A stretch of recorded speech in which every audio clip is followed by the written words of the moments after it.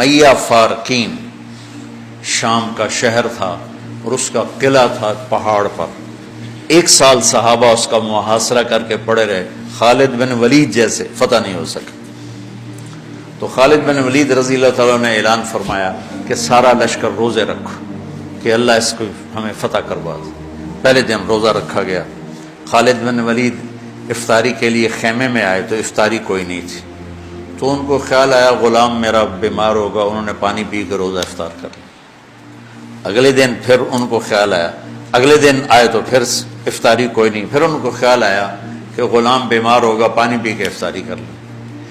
تیسرے دن پھر افطاری کوئی نہیں تو اس کو بلا لیا. کہا بھائی خیریت ہے, آپ بیمار ہیں؟ کہا جی نہیں. کہا میری افطاری نہیں ملتی مجھے. کہا جی میں تو روز رکھتا ہوں. کدھر؟ کہا جی خیمے میں.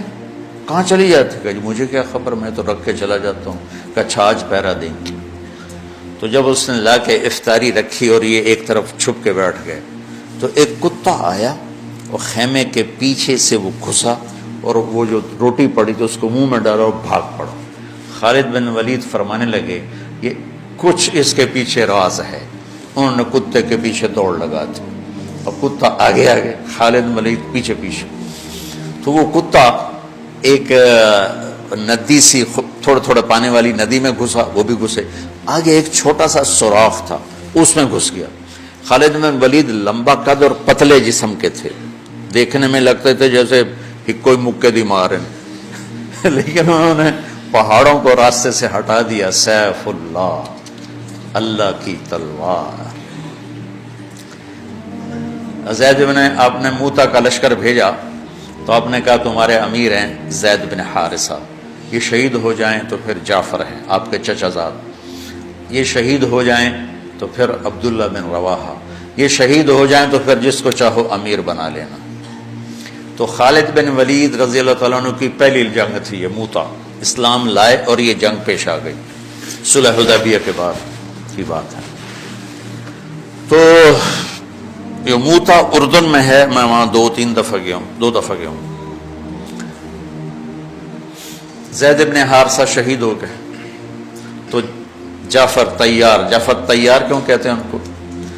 ان کو جھنڈا پکڑا تو انہوں نے ہاتھ کاٹ دیا, تو انہیں دوسرے ہاتھ میں لے لیا, انہیں وہ ہاتھ کاٹ دیا, تو کٹے ہاتھوں سے جھنڈے کو یوں چمٹا لیا, انہیں پیچھے سے کاٹ دیا تو جھنڈا گر گیا.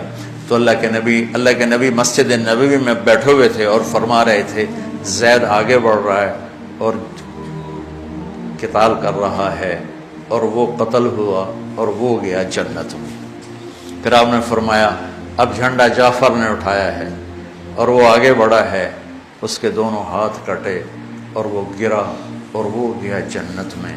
اور اس کے دونوں ہاتھوں کے بدلے میں اللہ نے جعفر کو 2 پر دے دیے ہیں جس سے وہ جنت میں اڑتا پھرتا ہے. اس لیے ان کو کہتے ہیں جعفر تیار. یہ اللہ کے نبی کی خوشخبری تھی کہ جعفر کو اللہ نے 2 پر دیے ہیں جس سے وہ جنت میں اڑتا پھرتا ہے. پھر آپ نے کہا اب جھنڈا اٹھایا عبداللہ بن رواحہ نے, وہ آگے بڑھا, قتال کیا, قتل ہوا اور تھوڑے لمحے کے بعد فرمایا وہ گیا جنت میں. جھنڈا گر گیا, اب کوئی اٹھانے کی ہمت نہیں رکھتا. تو ثابت بن اکرم ایک انصاری صحابی ہیں, انہوں نے جھنڈا اٹھایا, کبھی جھنڈا پکڑو, جھنڈا پکڑو, ہاتھ سے نکل رہی ہے جنگ. تو لوگوں نے کہا تو ہی پکڑ لے, تو بدری آدمی. ثابت بن اکرم بدری صحابہ, کہا بھائی میرے بس کا نہیں ہے, کسی اور کو پکڑاؤ. تو افرا تفری میں کس کے منہ سے نکلا خالد کو پکڑاؤ, وہ نہیں پتہ چلا, شور شرابہ تھا. تو کسی نے کہا خالد کو پکڑاؤ, یہ کہنا تھا کہ سب نے کہا خالد کو دو, خالد کو دو. اب اللہ کے نبی خاموشی سے اوپر دیکھ رہے ہیں, ایسے سامنے سناٹا ہے اور ادھر یہ ہو رہا ہے. تو آخر سب نے کہا خالد تو جھنڈا اٹھا. وہ کہنے لگے میں تو نیا مسلمان ہوں اور میری پہلی جنگ ہے, بابا کسی پرانے آدمی کو دو. تو سمجھ گئے تو ہی لے, تو ہی لے, تو ہی لے. تو خالد نے ایک ہاتھ میں جھنڈا پکڑ کے دوسرے ہاتھ سے جب یوں تلوار لہرائی نا, تو میرے نبی نے فرمایا اب اللہ نے اپنی تلواروں میں سے ایک تلوار کو نکال لیا ہے. سیف اللہ, سیف اللہ. اس دن آپ کے ہاتھ سے 9 تلواریں ٹوٹیں لڑتے لڑتے. پھر اللہ نے ان کے ہاتھوں فتح نصیب فرمائی۔ 3000 کے لشکر نے 1,00,000 پہ غلبہ پایا، تو وہ اس سوراخ میں گھس گئے تھے پتلے، تو چلتے رہے سے رینگتے وہ سوراخ قلعے کے اندر جا کے کھلا۔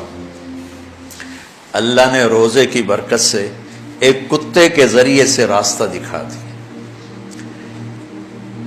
تو حضرت خالد بن ولید نے کہا بھائی 100 آدمی تیار ہو جاؤ، پتلے پتلے، آج رات فتح ہے انشاءاللہ۔ تو ان کو لے کے گھسے، صرف 88 اندر جا سکے، 12 ذرا تھوڑے سے ہیوی تھے، وہ نہیں گھس سکے۔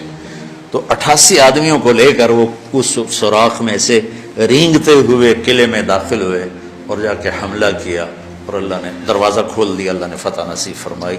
تو روزہ اور نماز دنیا اور آخرت کے کام بنانے کا وسیلہ اور ذریعہ ہے،